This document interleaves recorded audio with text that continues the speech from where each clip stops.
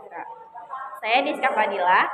Kami akan menjelaskan tentang teks cerita sejarah. Yang pertama itu ada pengertian teks cerita sejarah, ciri-ciri, dan jenis-jenisnya. Lalu setelah itu ada kaidah kebahasaannya, struktur teks cerita sejarah, dan yang terakhir ada contoh teks cerita sejarah. Oke, let's get it. Dan di sini saya akan menjelaskan apa itu teks cerita sejarah. Teks cerita sejarah adalah teks yang menjelaskan dan menceritakan tentang fakta dan kejadian masa lalu yang menjadi latar belakang terjadinya sesuatu yang mempunyai nilai sejarah. Teks sejarah menceritakan peristiwa yang pernah terjadi yang diceritakan dengan imajinasi penulis meski tetap bersumber pada sejarah. Teks sejarah juga mengandung nilai-nilai kehidupan yang ada di masyarakat seperti nilai pendidikan, sosial, budaya, moral, religi, dan lain-lain. Nilai dalam teks sejarah bisa disajikan seperti eksplisit atau langsung dan implisit atau tidak langsung. Adapun fungsi teks cerita sejarah adalah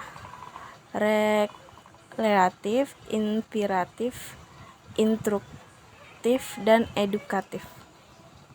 Ciri-ciri teks cerita sejarah dibagi 4, yaitu yang pertama, teks cerita sejarah disajikan secara kronologis. Kedua, cerita sejarah berbentuk cerita ulang atau recount. Tiga, teks cerita sejarah sering menggunakan konjungsi temporal. Keempat, isi teks cerita sejarah berupa fakta. Jenis teks cerita sejarah dibagi menjadi 2, yaitu teks cerita sejarah non-fiksi dan cerita sejarah fiksi.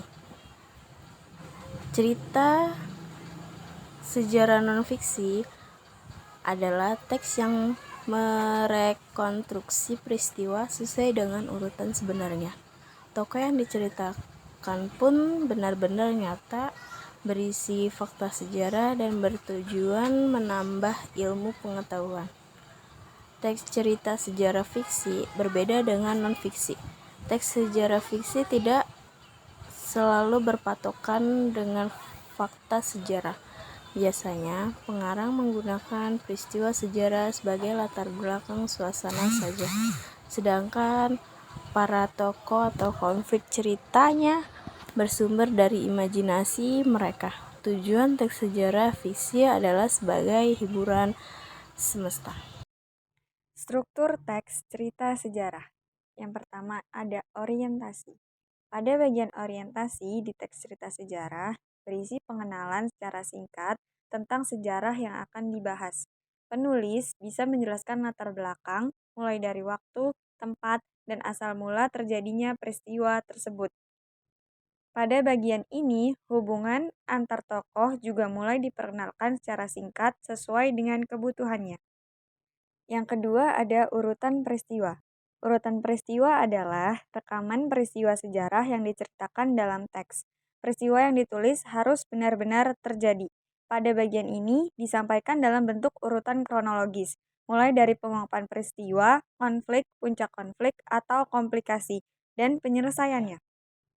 Yang terakhir ada reorientasi. Bagian terakhir adalah reorientasi yang berisi komentar dari penulis, membahas kembali isi dari peristiwa dan tokoh-tokoh yang terlibat.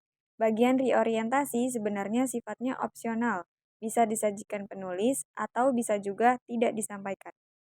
Selanjutnya ada ciri kebahasaan teks cerita sejarah. Yang pertama, menggunakan kalimat yang digunakan bermakna lampau. Teks cerita sejarah menggunakan kalimat yang bermakna lampau.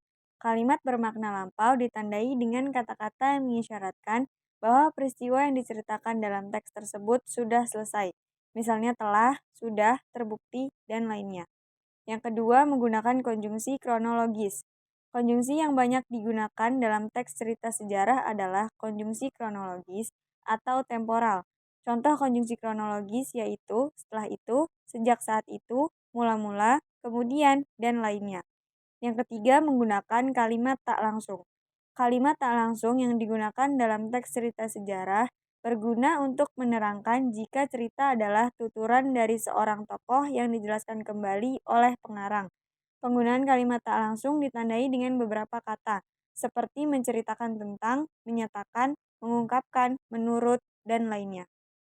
Yang keempat, menggunakan kalimat langsung. Tak hanya kalimat tak langsung saja, beberapa teks sejarah juga menggunakan kalimat tak langsung. Hal ini ditandai dengan adanya dialog. Yang kelima, menggunakan kata kerja mental.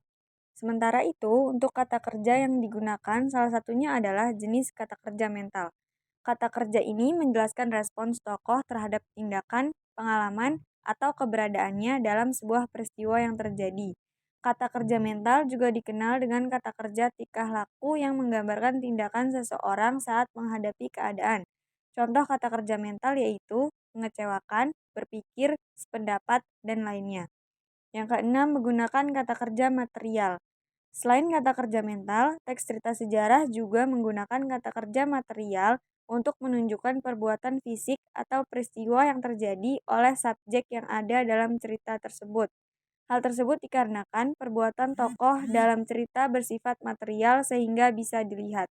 Contoh kata kerja material adalah berlari, melempar, tersenyum, dan sebagainya. Ketujuh, menggunakan kata sifat. Kata sifat yang dipakai dalam teks cerita sejarah untuk menggambarkan tokoh, peristiwa, atau tempat yang diceritakan. Contoh kata sifat tersebut yaitu khawatir, wibawa, prihatin, dan lainnya. Yang terakhir ada menggunakan frasa kiasan dan peribahasa.